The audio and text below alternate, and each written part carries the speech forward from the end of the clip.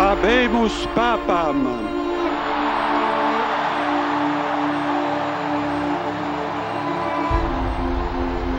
Eminentissimum, ac reverendissimum Dominum, Dominum Robertum Franciscum, Sancte Romane Ecclesiae, Cardinalem Prevost.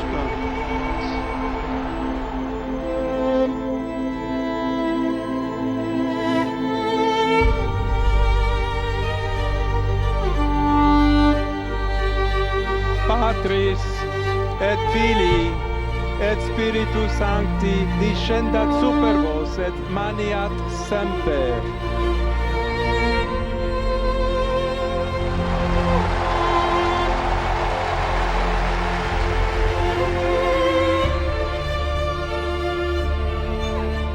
Bueno, muy bien, ¿eh? Allí está. Entonces, de esta manera, justamente se veía el rostro del flamante sumo pontífice y habló, claro, sus primeras palabras en el Vaticano. De esta manera le habló al mundo. Esto decía. La pace sia con tutti voi.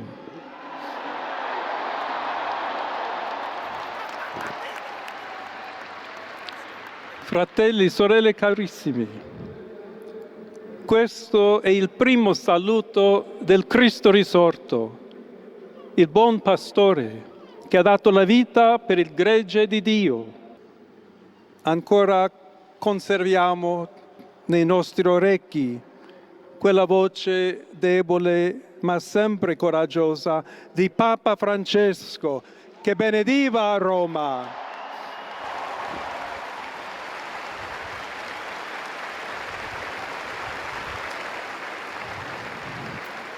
Il Papa che benediva Roma dava la sua benedizione al mondo intero, quella mattina del giorno di Pasqua. Consentitemi di dar seguito a quella stessa benedizione. Dio ci vuole bene, Dio vi ama tutti e il male non prevarrà. Siamo tutti nelle mani di Dio. Grazie a Papa Francesco.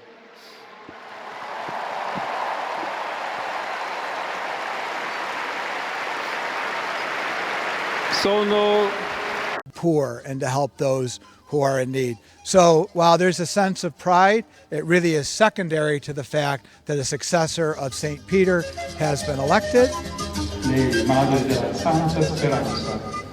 Prevost, cuya misión pastoral estuvo marcada por la defensa de los más vulnerables, fue muy crítico respecto a las violaciones a los derechos humanos y en 2017 cuestionó fuertemente el indulto al expresidente peruano Alberto Fujimori, condenado por crímenes de lesa humanidad. Soy el cardenal Robert Prevost, prefecto del Dicasterio para los Obispos. El 30 de enero de 2023, el Papa Francisco lo nombró prefecto del Dicasterio para los Obispos, desde donde coordinó los nombramientos en todo el mundo. Asimismo, presidió la Pontificia Comisión para América Latina hasta mayo de 2025. A lo largo de su trayectoria, Prevost remarcó su compromiso con la sinodalidad, la justicia social, los migrantes y el apoyo a los más débiles. Creo que es muy importante que el obispo reconozca que en primer lugar está llamado a servir, acercarse al pueblo y buscar a los que quizás están un poco lejos. También llamó a actuar ante la crisis climática, alineándose a los postulados de Laudato Si, encíclica que escribió su antecesor. En esta línea, impulsó activamente la formación ecológica de obispos y sacerdotes. Su capacidad de tener lazos le ganó el respeto tanto de los sectores progresistas como de los conservadores dentro de la Iglesia. Three things hit me. That Pope Leo XIV, I'm going to say this, I think he's going to be very strong on the immigrant, human rights, and the earth, the care for the earth. I think there'll be three main points that he may hit on. He'll have other items to go through. And by the way, all this will not be accomplished in one day. And there'll be similarities to Pope Francis, but as Bishop Sullivan said, he will be his own man, his own pope, with his own background and his strengths and his weaknesses. Sono un figlio di Sant'Agostino. El nombre elegido por Prévost no se usaba desde 1903, cuando terminó el pontificado de León XIII, el papa más longevo de la historia, quien vivió hasta los 93 años, tras 25 años en el trono de San Pedro. También es recordado por su carta circular Rerum Novarum sobre los derechos de los trabajadores. Grazie a Papa Francesco. En su aparición en el balcón de la Basílica de San Pedro, León XIV recordó y agradeció a Francisco, habló en español y no tardó en hacer un llamado urgente por la paz del mundo. Ahora queda por verse si el nuevo sumo pontífice continuará con las transformaciones impulsadas por el Papa jesuita.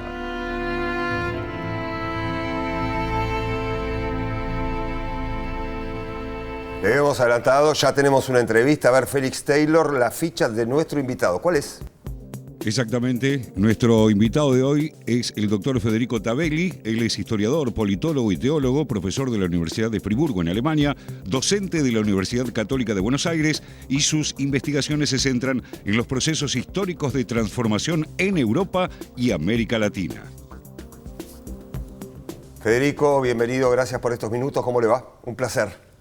Hola, ¿cómo están? Leticia, Pablo, un gusto saludarlos, un placer para mí. Igualmente, bueno, recién compartíamos el perfil, ¿no?, de León XIV. A ver, sus primeras palabras, su primera visión de lo que está pasando hoy en el Vaticano, en la Iglesia Católica, con la elección de León XIV.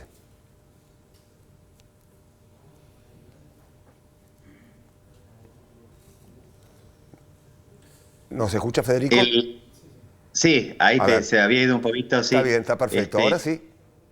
Sí, lo más importante, ¿no?, que se ha hablado mucho, ¿no?, sobre todo antes del cónclave, bueno, qué es lo que iba a pasar, si iba a ganar un grupo más conservador o menos conservador. En realidad, lo que es el grupo, como uno podría decir, más conservador, es muy minoritario.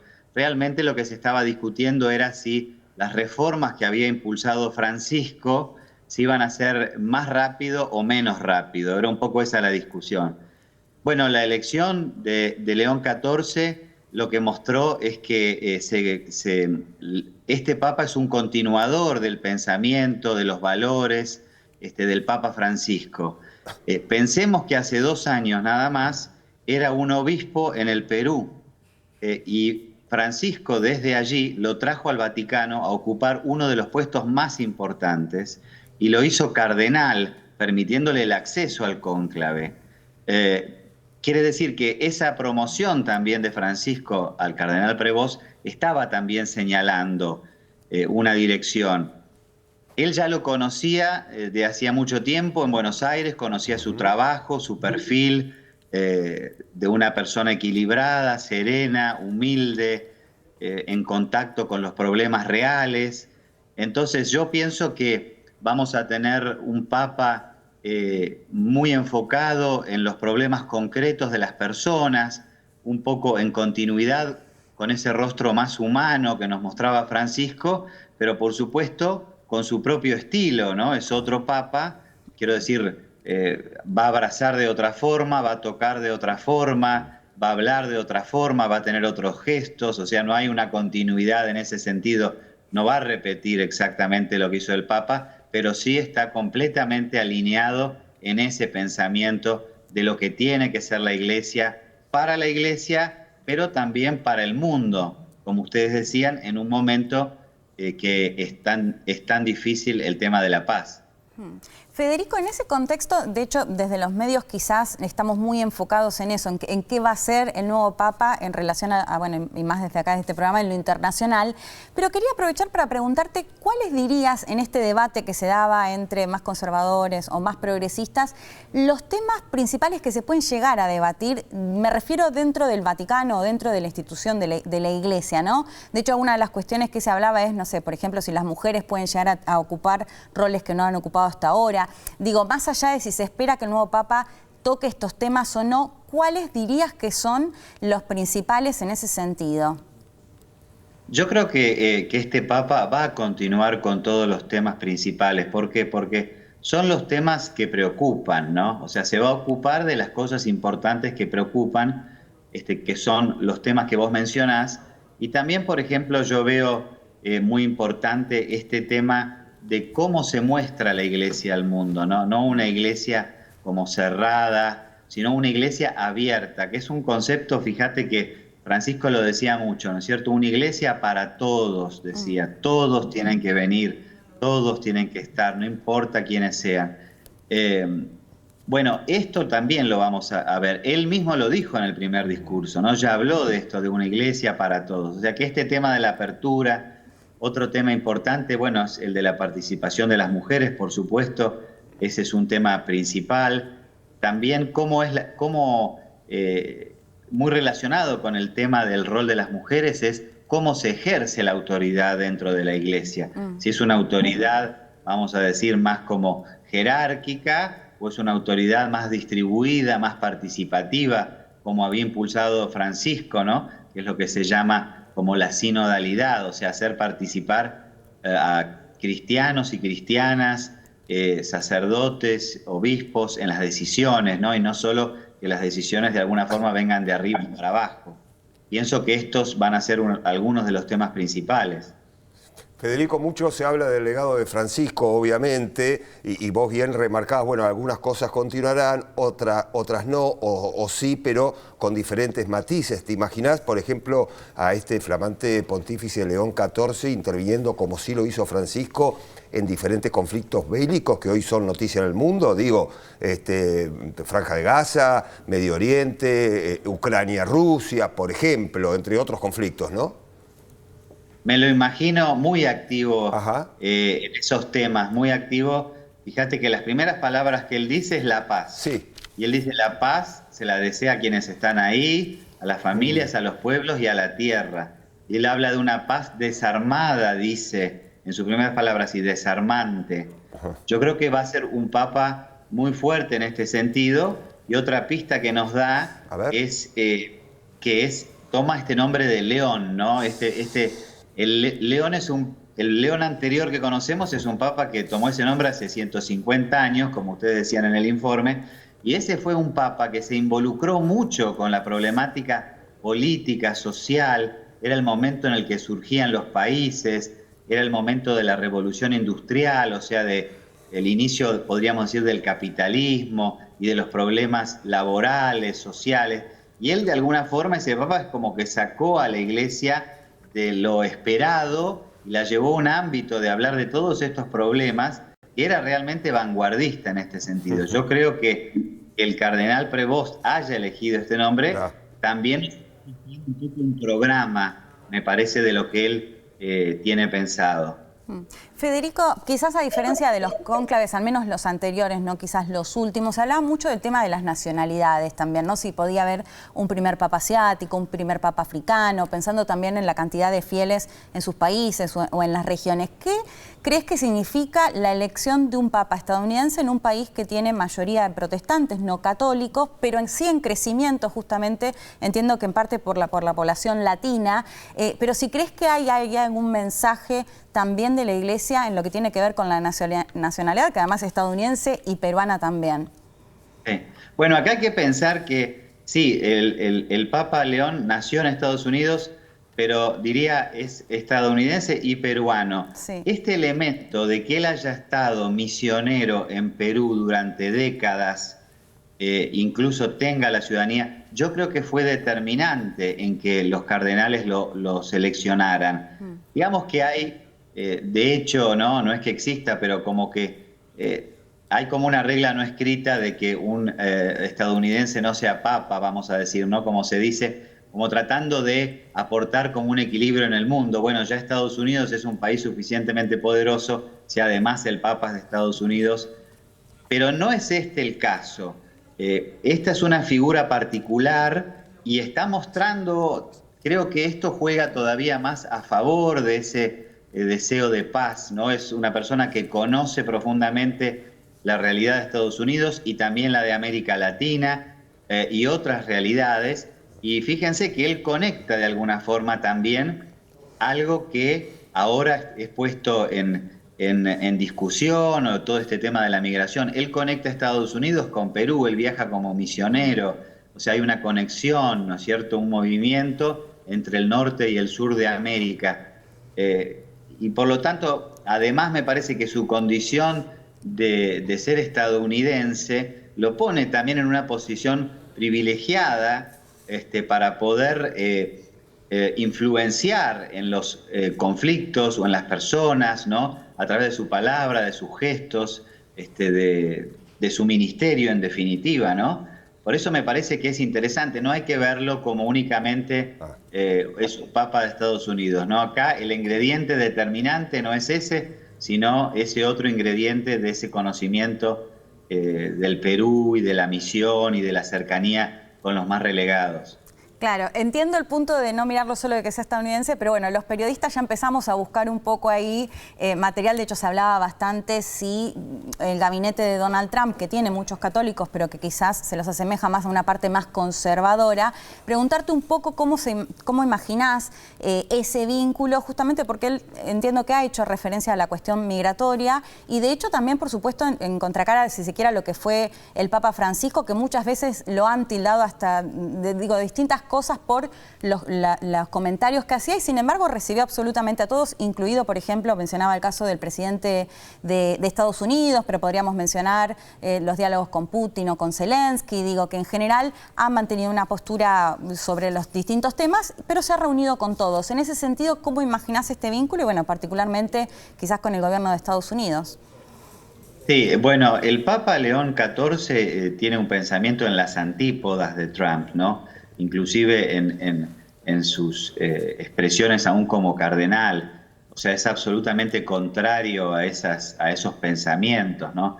Es un papa que está al servicio, que quiere ayudar a las personas más pobres, más marginadas, a los migrantes y a todas las cuestiones sociales. O sea que en este sentido me imagino que el papado de León XIV es un elemento de mucho equilibrio.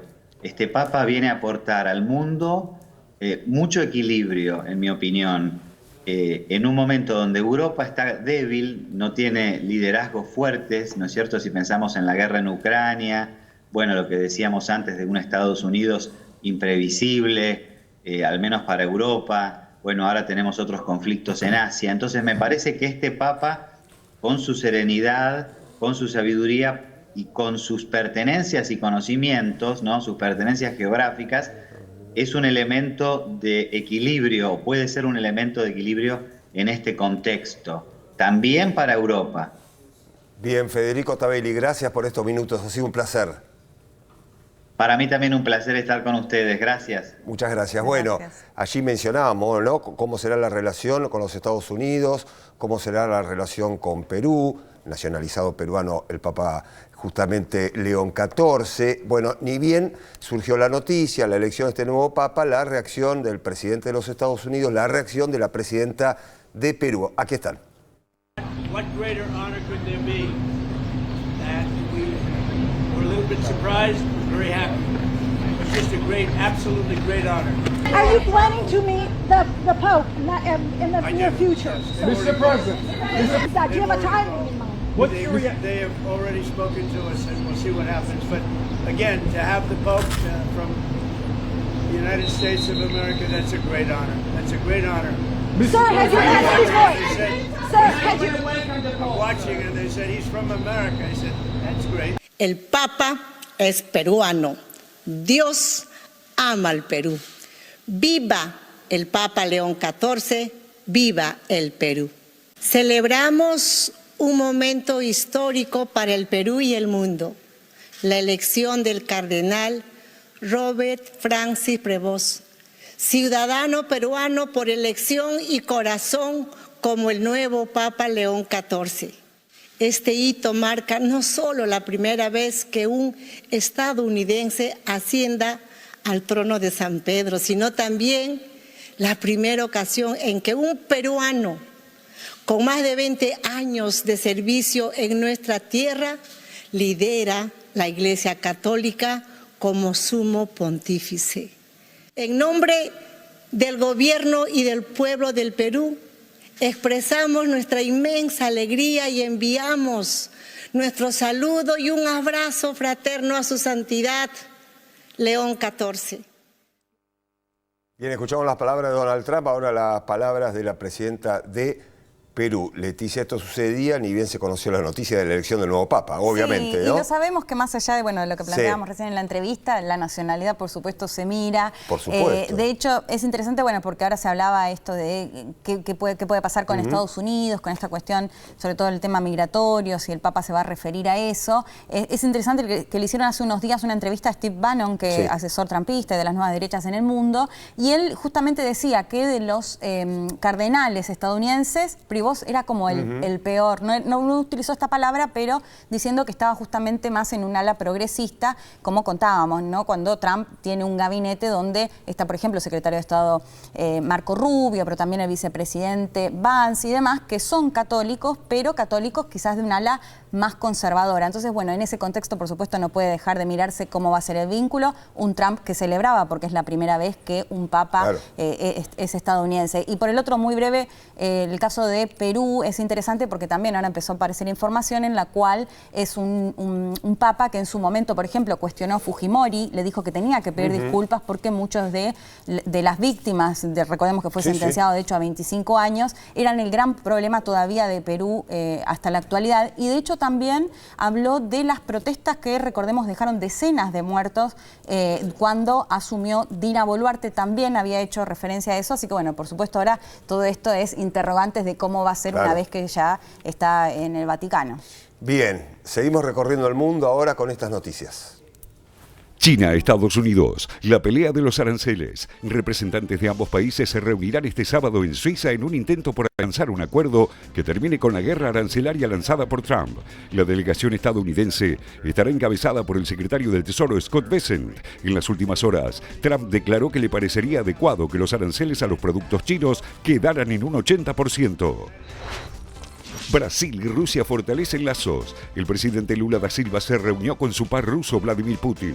El brasileño viajó a Moscú para asistir a las celebraciones por los 80 años del aniversario de la victoria de la Unión Soviética sobre la Alemania nazi, a la que también asistió el presidente chino Xi Jinping. Lula pretende fortalecer una alianza estratégica con Rusia en áreas políticas, comerciales, culturales, científicas y tecnológicas. Groenlandia. Trump intensifica su campaña de seducción. Funcionarios de Estados Unidos preparan un plan para sumar a la región semiautónoma de Dinamarca a la esfera de influencia de Washington mediante el mismo tipo de acuerdo que utilizó con naciones insulares del Pacífico. Y la propuesta de Trump es proveerlos de servicios esenciales como correos, manejos de emergencias, comercio con exención de impuestos aduaneros y protección militar, a cambio de que las Fuerzas Armadas estadounidenses puedan operar libremente en el territorio groenlandés.